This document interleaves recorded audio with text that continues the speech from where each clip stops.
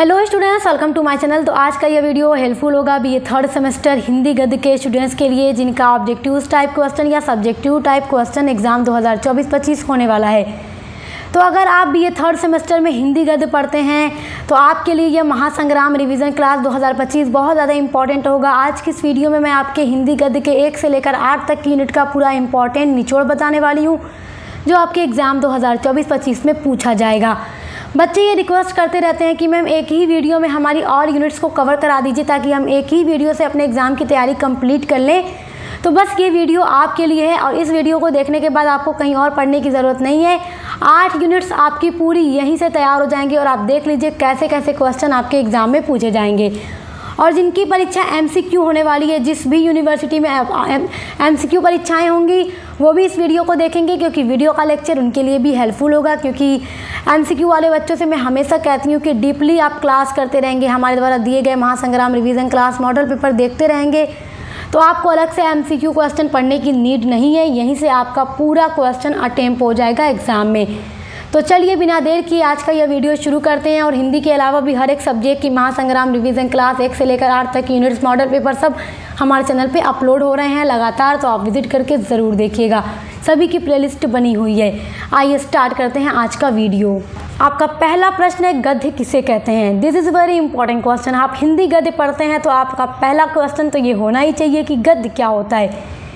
देखो इसका आंसर है कि वह रचना जो छंद के बंधन से मुक्त होती है वह गद्य कहलाती है। जैसे निबंध हो गया, कहानी है, उपन्यास है, ये सब क्या है, ये गद्य होती हैं। और आप जब पद्य पढ़ते हैं वो एक कविता के रूप में होती है, पोएम के रूप में होती है, वो पद्य होता है जो कविताएं, पोएट्री, पोएम होती है। तो जो निबंध, कहानी, उपन्यास ये सब होते हैं, नाटक, ये सब गद्य की तरह होते हैं। अब देखो अगला है क्वेश्चन नंबर 2 है, हिंदी गद्य का आविर्भाव किस शताब्दी में हुआ। तो हिंदी गद्य का आविर्भाव 13वीं शताब्दी में हुआ था। अच्छा देखो, अगर आप 1 से लेकर 8 तक की यूनिट्स पढ़ना चाहते हो हिंदी गद्य की तो हमारे चैनल पे करा दी गई है पूरी डिटेल क्लास, तो आप चेक करके ज़रूर पढ़िएगा, वहाँ से भी आपको काफ़ी हेल्प मिलेगी। सारी वीडियोस हमारे चैनल पे पड़ी हुई हैं प्लेलिस्ट में। क्वेश्चन नंबर 3 है आपका, गद्य की उपयोगिता क्या है। ये भी प्रश्न आपकी परीक्षा की दृष्टि से बहुत महत्वपूर्ण है। देखो, गद्य में हम विचारों या भावों को सरलतापूर्वक सहज भाषा में व्यक्त कर सकते हैं और ज्ञान, विज्ञान आदि सभी क्षेत्रों में सफल एवं सरल अभिव्यक्ति का माध्यम गद्य ही है। गद्य के माध्यम से हम सारी चीज़ों को एक्सप्लेन कर सकते हैं। अगला क्वेश्चन है, हिंदी गद्य के प्राचीनतम प्रयोग किस भाषा में मिलते हैं। तो हिंदी गद्य का प्राचीनतम प्रयोग राजस्थानी और ब्रज भाषा में हमें देखने को मिलता है। नोट कर लीजिए, बहुत इंपॉर्टेंट है।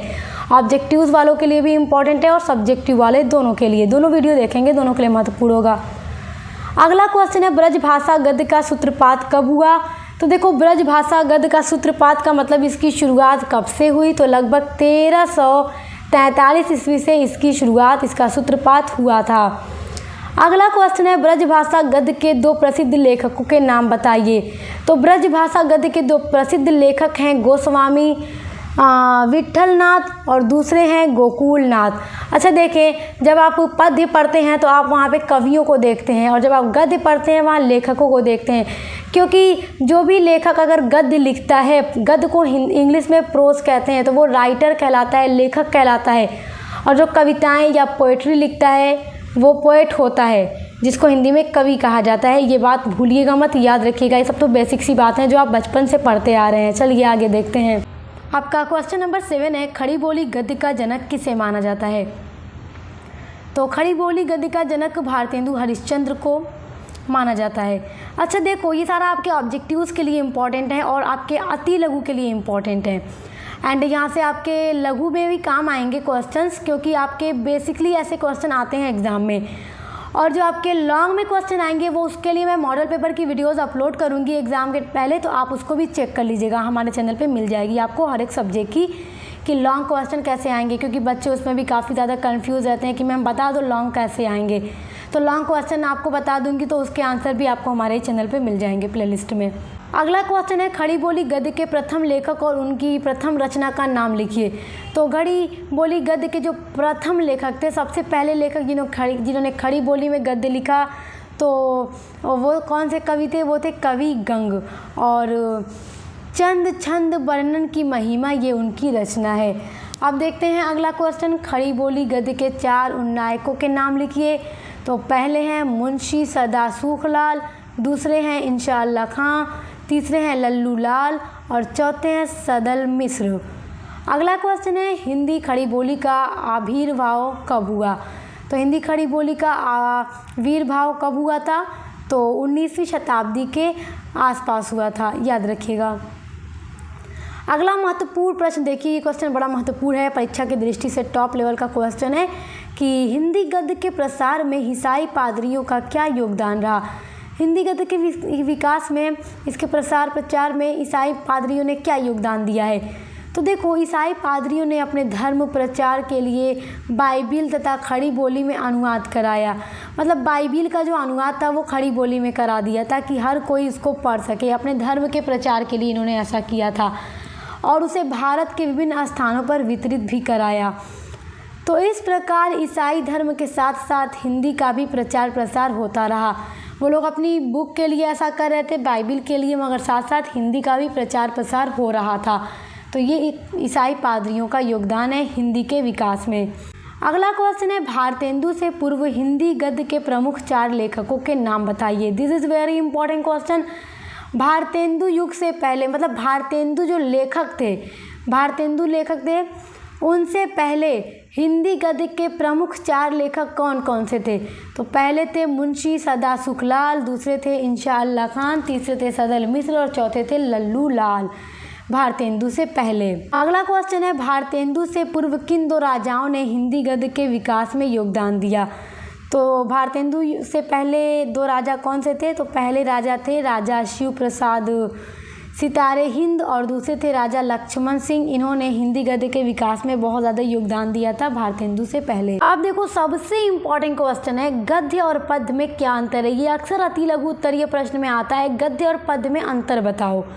तो इसके बीच अंतर नोट कर लीजिए। देखो, गद्य जो है मस्तिष्क के तर्क प्रधान चिंतन की उपज होती है और व्यवहारिक होने के कारण इसमें विचारों और भावों को अभिव्यक्त करना बहुत ज़्यादा सरल होता है, जबकि काव्य जो है बहुत कुछ काल्पनिक होता है तथा इसमें संवेदनशीलता की प्रधानता होती है। तो पद्य के अकॉर्डिंग गद्य को समझना ज़्यादा ईजी होता है। अगला क्वेश्चन है भारतेंदु युग की काल अवधि लिखिए। भारतेंदु युग कब से कब तक चला था? तो भारतेंदु युग 1868 से लेकर 1900 ईस्वी तक चला था। ये क्वेश्चन आपके लिए बहुत इंपॉर्टेंट है, नोट कर लीजिए। अगला इंपॉर्टेंट क्वेश्चन है भारतेंदु युग के 2 गद्य लेखकों तथा उनकी एक एक रचना का नाम लिखिए। भारतेंदु युग के 2 प्रमुख लेखक में पहले थे बालकृष्ण भट्ट और दूसरे थे प्रताप नारायण मिश्र। और बालकृष्ण भट्ट की रचना है नूतन ब्रह्मचारी और प्रताप नारायण मिश्र की रचना है हट्टी हम्मीर। अगला इंपॉर्टेंट क्वेश्चन है आपका, बहुत बहुत इंपॉर्टेंट है, भारतेंदु युग की प्रमुख पत्रिकाओं के नाम लिखिए। भारतेंदु युग में कौन सी प्रमुख पत्रिकाओं का संपादन हुआ? तो देखो, पहली पत्रिका है भारतेंदु युग की कवि वचन सुधा, दूसरी है हरिश्चंद्र मैगजीन, तीसरी है हिंदी प्रदीप, चौथी है ब्राह्मण, 5वीं है आनंद कादम्बिनी। तो ये 5 महत्वपूर्ण पत्रिकाएं भारतेंदु युग की हैं, नोट कर लीजिए, बहुत इंपॉर्टेंट क्वेश्चन है एग्जाम के लिए। अगला है भारतेंदु युग की 2 प्रमुख विशेषताएं लिखिए। ये सारा क्वेश्चन आपसे एग्जाम में ज़रूर पूछा जाएगा। भारतेंदु युग की 2 प्रमुख विशेषताओं में पहली विशेषता है कि भारतेंदु युग में हिंदी गद्य को एक निश्चित स्वरूप प्राप्त हुआ और दूसरी विशेषता है कि इस युग के लेखकों ने अपनी भाषा, जाति और राष्ट्र के उत्थान के लिए अकुलाहट थी। अगला आपका क्वेश्चन है कि चंद्रकांता उपन्यास के लेखक का नाम उल्लेख करते हुए उनके युग का नाम लिखिए। देखो, ऐसा प्रश्न एग्जाम में अक्सर पूछता है। देखो, चंद्रकांता उपन्यास था, तो इसके लेखक कौन थे और इनके युग का नाम लिखो। देखो, ये वीडियो देखने से बड़ा फ़ायदा होगा आपको, क्योंकि सारे क्वेश्चन भी तैयार हो जाएंगे, प्लस क्वेश्चन कैसे पूछेगा, आंसर कैसे लिखना है, सब आपका तैयार हो जाएगा। तो चंद्रकांता उपन्यास के लेखक का नाम है देवकी नंदन खत्री और इनका युग था भारतेंदु युग। ये लेखक भारतेंदु युग के लेखक थे, नोट कर लीजिए। अगला आपका क्वेश्चन है हिंदी गद्य के विकास में भारतेंदु युग का महत्व बताइए। ये बड़ा इंपॉर्टेंट क्वेश्चन है, ये पूछता अक्सर है कि हिंदी गद्य के विकास में भारतेंदु युग का क्या महत्व है। वैसे मैं आपको बताऊं तो जो आपकी पूरी डिटेल क्लास है, एकदम लॉन्ग वो मैंने कंप्लीट कराई है। वहाँ से आपका पूरा लॉन्ग आंसर तैयार हो जाएगा हमारे ही चैनल की प्लेलिस्ट से। मतलब अलग अलग जितने भी युग थे उनका हिंदी के विकास में उन क्या विकास मतलब क्या योगदान रहा है, पूरा का पूरा मैंने आपको पढ़ा दिया है। तो देखो हिंदी गद्य के विकास में कैसे क्या योगदान था, क्या महत्व था भारतेंदु युग का। हिंदी गद्य के विकास की दृष्टि से भारतेंदु युग अत्यंत महत्वपूर्ण है, क्योंकि भारतेंदु युग देखो 1868 से 1900 ईस्वी तक चला है, ये नोट कर लीजिए। इस युग में न केवल खड़ी बोली का विकास हुआ था बल्कि हिंदी गद्य साहित्य की भी उन्नति बहुत ज़्यादा हुई थी। इसमें जो हिंदी की गद्य हैं उनका भी गद्य विधाओं का भी विकास हुआ था। और वास्तव में भारतेंदु हरिश्चंद्र हिंदी गद्य के जनक थे। भारतेंदु हरिश्चंद्र बहुत फेमस लेखक हैं भारतेंदु युग के। तो इन्होंने अपने टाइम पर हिंदी का बहुत ज़्यादा विकास किया था। अगला क्वेश्चन है भारतेंदु द्वारा संपादित 2 पत्रिकाओं के नाम लिखिए। ये क्वेश्चन 80% आपके एग्ज़ाम के पॉइंट ऑफ व्यू से इम्पोर्टेंट है। हरिश्चंद्र मैगज़ीन ये भारतेंदु ने संपादित किया था, और कवि वचन सुधा ये 2 प्रमुख पत्रिकाएं इन्होंने ही संपादित की थी। तो नोट कर लीजिए, क्वेश्चन बहुत इंपॉर्टेंट है। अगला क्वेश्चन है कवि वचन सुधा पत्रिका का संपादन काल लिखिए। कवि वचन सुधा जो भारतेंदु हरिश्चंद्र ने संपादित किया तो उसका काल क्या था। तो जाहिर सी बात है कि जब भारतेंदु हरिश्चंद्र ने इसका संपादन किया तो भारतेंदु युग ही रहा होगा ना। तो ये तो बहुत सिंपल सी बात है ना। तो याद कर लीजिए भारतेंदु युग में ये संपादित हुई थी। अगला क्वेश्चन है आपका हिंदी साहित्य में भारतेंदु जी के योगदान का संक्षिप्त परिचय दीजिए। भारतेंदु हरिश्चंद्र हिंदी गद्य के बहुत ही फेमस लेखक हैं, तो इनका क्या योगदान है हिंदी गद्य के विकास में। भारतेंदु ने पूर्ववर्ती लेखकों के भाषा संबंधी एकाग्री दृष्टिकोणों को छोड़कर हिंदी गद्य का एक स्वच्छ, संतुलित और शिष्ट रूप सामने रखा। मतलब इनके पहले के जितने भी लेखक थे वो जिस भाषाओं में लिखते थे, तो हरिश्चंद्र ने उन लेखकों की भाषाओं को नहीं स्वीकार किया। मतलब इन्होंने नए तरीके से अपने हिंदी गद्य का विकास किया, जिससे हिंदी साहित्य की संपन्नता में बहुत ज़्यादा वृद्धि हुई।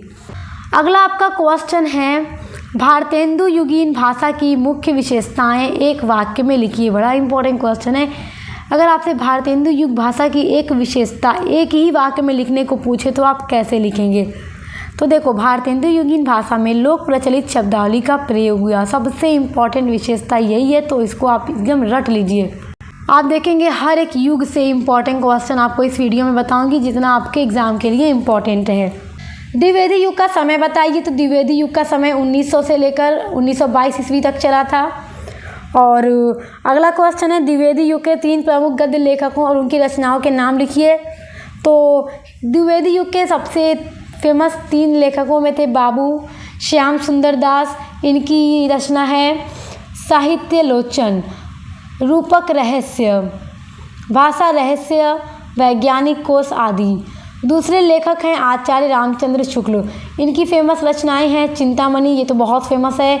सेकेंड है रश्मिमांसा। थर्ड है हिंदी साहित्य का इतिहास, ये बहुत फेमस इनकी बुक है, इनकी रचना है। अगले हैं मुंशी प्रेमचंद, भी द्विवेदी युग के लेखक थे। इनका तो देखो ये तो हिंदी उपन्यास के सम्राट बोले जाते हैं, क्योंकि इनका जो नॉवेल होता था, उपन्यास सबसे अलग होता था और ये मानव जीवन का पूरा चित्रण करते थे अपने उपन्यास में। तो ये बड़े फेमस हैं प्रेमचंद जी। सेवा सदन इनका फेमस रचना है। करबला, संग्राम, प्रेम की वेदी और मानसरोवर, ये इनकी प्रमुख रचनाएं हैं। अगला महत्वपूर्ण प्रश्न है आपका हिंदी गद्य को आचार्य महावीर प्रसाद द्विवेदी की सबसे बड़ी देन क्या है। आचार्य महावीर प्रसाद द्विवेदी ने हिंदी गद्य को सबसे बड़ा क्या देन दिया है, क्या गिफ्ट दिया है। तो आचार्य द्विवेदी ने सरस्वती पत्रिका के माध्यम से भाषा का परिमार्जन करके उसे व्याकरण संपन्न बनाया तथा नवीन विषयों पर गद्य रचना के लिए लेखकों को प्रोत्साहित किया। इनका सबसे बड़ा जो योगदान है हिंदी गद्य को, वो है सरस्वती इनकी पत्रिका। अगला आपका इम्पॉर्टेंट क्वेश्चन है द्विवेदी युग की 2 प्रमुख विशेषताएं लिखिए। तो द्विवेदी युग की प्रमुख 2 विशेषताओं में पहली विशेषता है कि भाषा परिमार्जन एवं संस्कार, और दूसरी महत्वपूर्ण विशेषता है गद्य के विविध रूपों और शैलियों का विकास। तो ये क्वेश्चन भी आपके लिए वेरी वेरी इम्पॉर्टेंट है। अगला आपका इम्पॉर्टेंट क्वेश्चन है सरस्वती पत्रिका के प्रमुख संपादक का नाम लिखिए। तो देखो आचार्य महावीर प्रसाद द्विवेदी जो थे सरस्वती पत्रिका के प्रमुख संपादक थे, इन्होंने ही इस पत्रिका का संपादन किया था। अगला महत्वपूर्ण क्वेश्चन है, द्विवेदी युग के 2 प्रतिनिधि कहानीकारों के नाम लिखिए। तो द्विवेदी युग के फेमस कहानीकारों में पहले हैं मुंशी प्रेमचंद, दूसरे हैं चंद्रधर शर्मा गुलेरी। ये दोनों द्विवेदी युग के फेमस कहानीकार हैं। नेक्स्ट क्वेश्चन है, द्विवेदी युग की 4 प्रसिद्ध पत्रिकाओं के नाम लिखिए। तो 4 प्रसिद्ध पत्रिकाएं द्विवेदी युग की कौन कौन सी? सबसे पहले माधुरी, फिर सरस्वती, जागरण और प्रभा। ये 4 प्रमुख पत्रिकाएं द्विवेदी युग की हैं जो बहुत ज़्यादा फेमस हैं। ऑब्जेक्टिव्स वालों के लिए भी नोट करते रहिएगा, सब्जेक्टिव वाले भी ध्यान देते रहेंगे, सारे प्रश्न महत्वपूर्ण हैं। अगला आपका प्रश्न है, नागरी प्रचारिणी सभा की स्थापना किसने की थी? तो बाबू श्याम सुंदर दास ने इसकी स्थापना की थी। अगला क्वेश्चन है आपका, द्विवेदी युग के 3 उपन्यासकारों के नाम लिखिए। तो द्विवेदी युग के 3 उपन्यासकार में पहले हैं मुंशी प्रेमचंद, सेकेंड है किशोरीलाल गोस्वामी और तीसरे हैं डॉक्टर वृंदावन लाल वर्मा। तो ये क्वेश्चन भी आपके लिए वेरी वेरी इंपॉर्टेंट है। नेक्स्ट आपका इंपॉर्टेंट क्वेश्चन है, द्विवेदी युग के 3 प्रसिद्ध आलोचकों के नाम लिखिए। देखो ये सारा क्वेश्चन बहुत इंपॉर्टेंट है। अगर देखो आप बीए करने के बाद मास्टर भी हिंदी में करोगे, आप पीएचडी करना चाहते हो, प्रोफेसर बनना चाहते हो, आप टीजीटी पीजीटी का फॉर्म भरना चाहते हो, आप कुछ भी हिंदी से अगर करना चाहते हो तो ये सारा आपके लिए महत्वपूर्ण है। क्योंकि देखो हिंदी की जितनी भी क्लासेस हम आपको देते हैं वो आप देखते रहा करें, इंपॉर्टेंट क्वेश्चन आंसर की, यूनिट्स की, सब कुछ, तो आपका पूरा तैयार हो जाएगा। अगला देखो क्या है, आलोचकों के नाम है ना द्विवेदी युग के। तो फर्स्ट हैं पद्मसिंह शर्मा, सेकेंड है बाबू श्याम सुंदर दास और तीसरे हैं आचार्य रामचंद्र शुक्ल। ये द्विवेदी युग के आलोचक थे। अगला क्वेश्चन है, द्विवेदी युग के निबंधों के विषय क्या थे? मतलब देखो द्विवेदी युग में जितने भी राइटर्स ने जो निबंध लिखे, एसेज लिखे, उनकी थीम क्या थी? थीम का मतलब विषय क्या था? तो द्विवेदी युग में कला, इतिहास, राजनीति, अर्थशास्त्र, पुरातत्व आदि पर श्रेष्ठ निबंध लिखे गए। मतलब द्विवेदी युग में लिखे गए लेखकों की जो मेन थीम होती थी, जो उस निबंधों का पूरा टॉपिक होता था, वो इतिहास, कला, राजनीति, इकोनॉमिक्स या पुरातत्व ही होता था। अगला इंपॉर्टेंट क्वेश्चन है, हिंदी साहित्य का प्रचार एवं प्रसार करने वाली 2 संस्थाओं के नाम लिखिए। तो 2 फेमस संस्थाएं हैं जिन्होंने हिंदी का प्रचार और प्रसार किया। पहली है नागरी प्रचारिणी सभा और दूसरी है हिंदी साहित्य सम्मेलन। इसने हिंदी का बहुत ज़्यादा प्रचार प्रसार किया था। अगला आपका क्वेश्चन है, हिंदी गद्य की किन्हीं 3 नवीन विधाओं के नाम लिखिए। This is very important question. देखो हिंदी गद्य की जितनी भी विधाएं हैं उन पर मैंने लॉन्ग में वीडियोस अपलोड कर दी हैं, आप हमारे चैनल पर विजिट करके ज़रूर पढ़िएगा। पूरी वीडियोस प्लेलिस्ट में ऐड हैं और सभी पर मैंने वीडियो बनाई है। देखो हिंदी गद्य की जो नई 3 विधाएं हैं वो जीवनी है, आत्मकथा है और संस्मरण है, और तीनों पर डिटेल में इनका अर्थ, विशेषता, सारा कुछ जो है इम्पोर्टेंट वो मैंने पढ़ा दिया है। अगला क्वेश्चन है आपका, हिंदी गद्य की 2 प्रमुख विधाओं के नाम लिखिए। तो हिंदी गद्य की जो प्रमुख 2 विधाएं हैं उसमें निबंध और कहानी है। अगला क्वेश्चन है, अगला बड़ा इंपॉर्टेंट क्वेश्चन है कि विचारात्मक और भावात्मक निबंध में क्या अंतर है? तो देखो विचारात्मक निबंध में बुद्धि एवं तर्क की प्रधानता होती है, जबकि भावात्मक निबंध में भाव तत्व की प्रधानता होती है। आपका अगला क्वेश्चन है, हिंदी गद्य काव्य लेखकों में से किन्हीं 2 लेखकों के नाम बताइए। तो हिंदी गद्य काव्य के 2 लेखकों में से पहले लेखक हैं वियोगी हरि और दूसरे हैं राय कृष्णदास। अगला इंपॉर्टेंट क्वेश्चन है, विचारात्मक और वर्णनात्मक निबंध में अंतर बताइए। अंतर आपके एग्जाम में ज़रूर पूछता है, तो विचारात्मक और वर्णनात्मक निबंध में क्या अंतर है देख लेते हैं। बहुत इंपॉर्टेंट क्वेश्चन है। देखिए विचारात्मक निबंध में चिंतन या मनन के आधार पर किसी भाव या किसी वस्तु का वर्णन किया जाता है, जबकि जो वर्णनात्मक निबंध होता है इसमें किसी घटना का या किसी वस्तु का विचार के साथ वर्णन किया जाता है, याद रखिएगा। अगला क्वेश्चन है, हिंदी की प्रथम कहानी का नाम बताओ। यहाँ से सारे क्वेश्चन देखो बड़े इंपॉर्टेंट हैं। हिंदी की पहली कहानी कौन सी है? तो इंदुमती है। जब आपको हिंदी कहानी का उद्भव और विकास पढ़ा रही थी यूनिट नंबर 1 में, तभी आपको बताई थी इंदुमती है। अगला क्वेश्चन है, रानी केतकी की कहानी के लेखक का नाम बताइए। ये सारा मैं आपको पढ़ा चुकी हूँ यूनिट नंबर 1 में। रानी केतकी की कहानी के लेखक थे इंशा अल्लाह खां। अगला क्वेश्चन है, हिंदी के प्रथम मौलिक उपन्यास का नाम बताइए। ये सारा क्वेश्चन बहुत इंपॉर्टेंट है। देखो हिंदी के प्रथम जो मौलिक उपन्यास है उसका नाम है परीक्षा गुरु, और इस उपन्यास के लेखक हैं लाला श्रीनिवास दास। अगला क्वेश्चन है मुंशी प्रेमचंद के 2 उपन्यासों के नाम लिखिए। तो मुंशी प्रेमचंद का उपन्यास नोट कर लीजिए। मुंशी प्रेमचंद से रिलेटेड जो टॉपिक है उनसे क्वेश्चन ज़रूर आएगा, क्योंकि बहुत ही फेमस और इम्पॉर्टेंट हैं आपके सिलेबस में। तो गोदान और गबन इनके 2 फेमस उपन्यास हैं। अगला है भारतेंदु युग के 2 निबंधकारों के नाम लिखिए। तो भारतेंदु युग के 2 निबंधकारों में पहले हैं प्रताप नारायण मिश्र और दूसरे हैं बालकृष्ण भट्ट। अगला क्वेश्चन है द्विवेदी युग के 2 निबंधकारों के नाम लिखिए। तो द्विवेदी युग के 2 निबंधकार हैं श्याम सुंदर दास और अध्यापक पूर्ण सिंह। अगला क्वेश्चन है भारतेंदु युग के 3 नाटकों के नाम लिखिए। देखिए, जिनकी MCQ पेपर आती है ना, उनके लिए बड़ा इंपॉर्टेंट है। ऐसे ही आपके क्वेश्चन दिए जाएंगे और आपका पूरा क्वेश्चन यहाँ से तैयार हो जाएगा, पूरा 1 से 8 तक का यूनिट। भारतेंदु युग के नाटक हैं भारत दुर्दशा, सत्य हरिश्चंद्र और चंद्रावली, नोट कर लीजिए। अगला क्वेश्चन है संकलन श्रेय का क्या अर्थ है। देखो, संकलन श्रेय क्या होता है, ये इतना इम्पोर्टेंट नहीं है मगर फिर भी समझ लो। किसी एक ही कार्य अथवा घटना का एक स्थान पर किसी निश्चित समय में पूरा होना संकलन श्रेय कहलाता है। दूसरे शब्दों में हम कह सकते हैं एकांकी में स्थान, कार्य तथा समय की संगति को संकलन श्रेय कहते हैं। ये चलो इतना इम्पोर्टेंट क्वेश्चन आपके लिए नहीं है। इसके नीचे वाला ज़्यादा इम्पोर्टेंट है।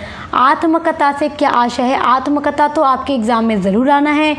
देखो, जब लेखक स्वयं अपने जीवन की कथा को पाठकों के समक्ष पूर्ण आत्मीयता के साथ प्रस्तुत करता है तो उसे आत्मकथा कहते हैं। जब आप किसी लेखक के जीवन की कहानी को पढ़ते हैं और उस लेखक ने खुद ही अपने हाथों से अपने जीवन की पूरी कहानी लिख डाली है तो वो उसकी आत्मकथा होती है, ऑटोबायोग्राफी होती है।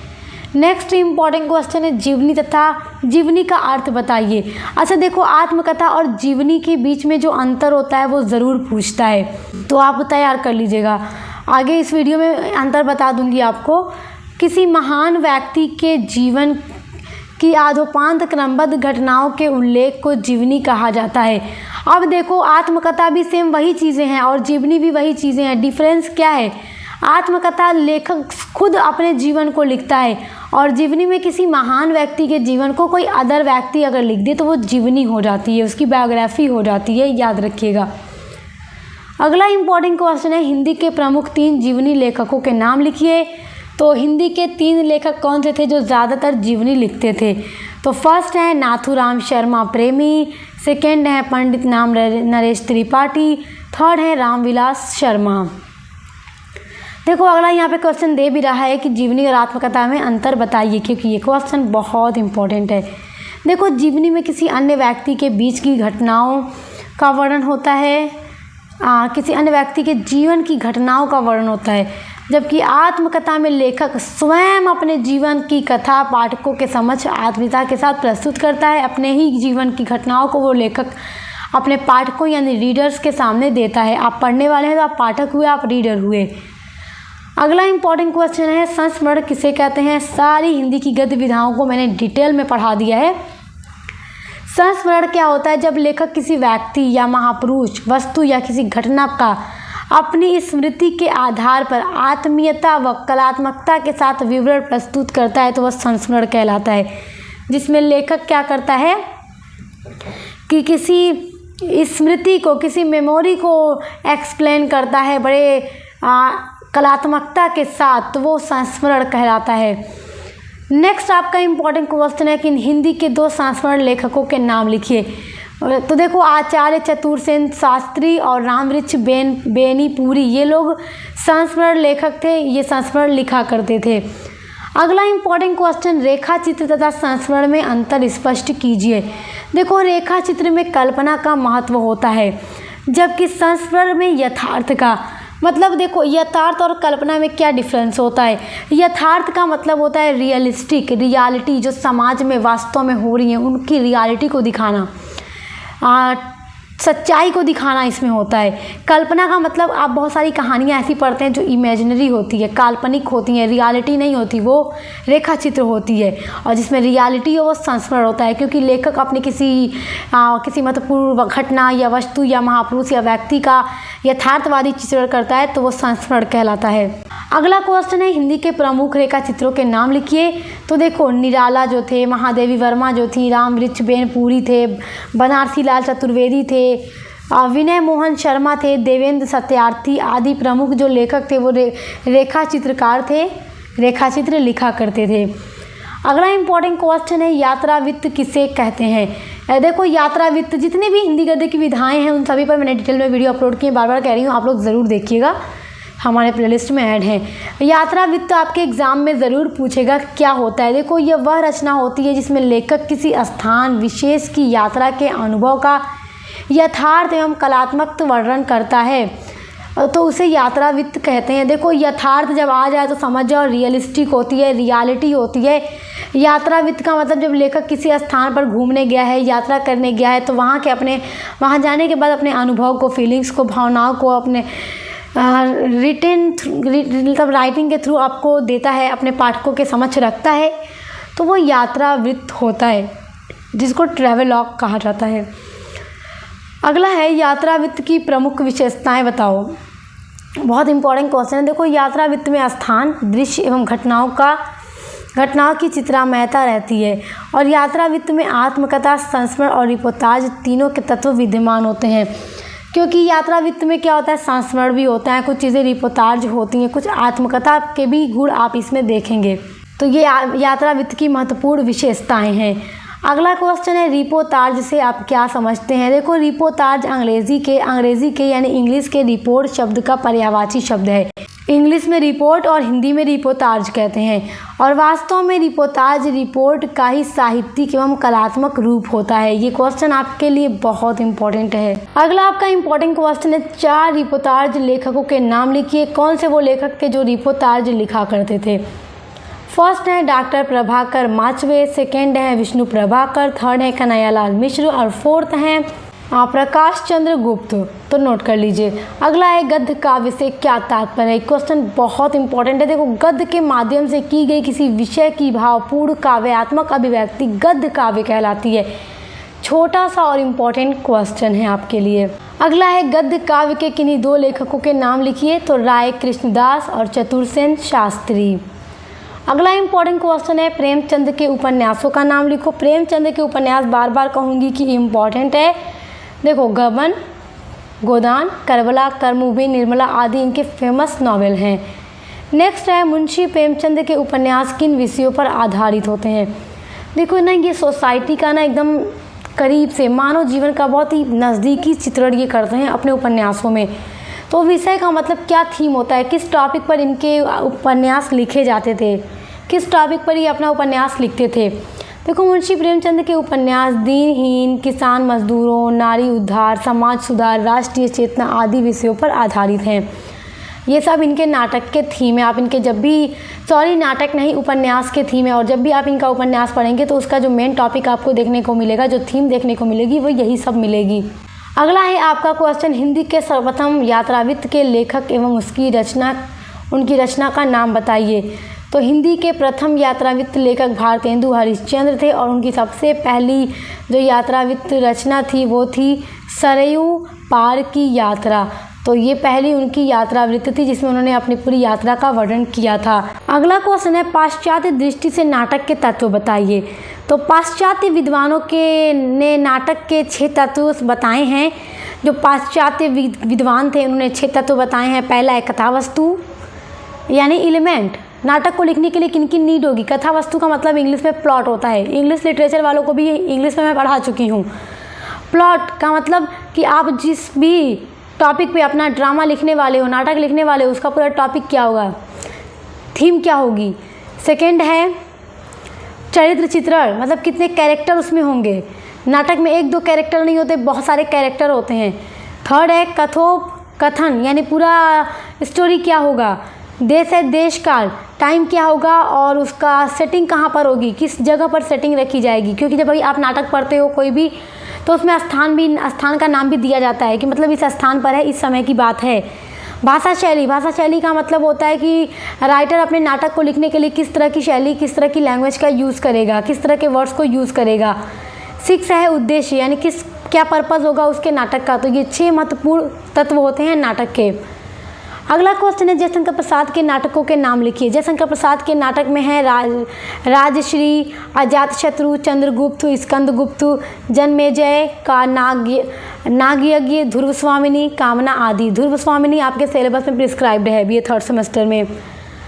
अगला है आधुनिक साहित्य की सबसे अधिक लोकप्रिय विधा का नाम बताओ। कहानी जो है आधुनिक साहित्य की सबसे अधिक लोकप्रिय विधा है। कहानी पढ़ने में तो हर किसी को इंटरेस्ट होता है। अगला इंपॉर्टेंट क्वेश्चन है अच्छी जीवनी की प्रमुख विशेषताएं लिखिए। अच्छी जीवनी अगर लिखना हो तो उसकी क्या क्या विशेषताएं होंगी। तो पहली विशेषता है प्रामाणिकता, दूसरी तथ्यपूर्ण साहित्यिक विवरण होना चाहिए, तीसरा है आत्मीयता उसमें होनी चाहिए, चौथा है प्रेरणादायक स्थलों पर बल देना चाहिए और पांचवा है रोचकता होनी चाहिए। 5 महत्वपूर्ण विशेषताएं एक अच्छी जीवनी के लिए होनी चाहिए।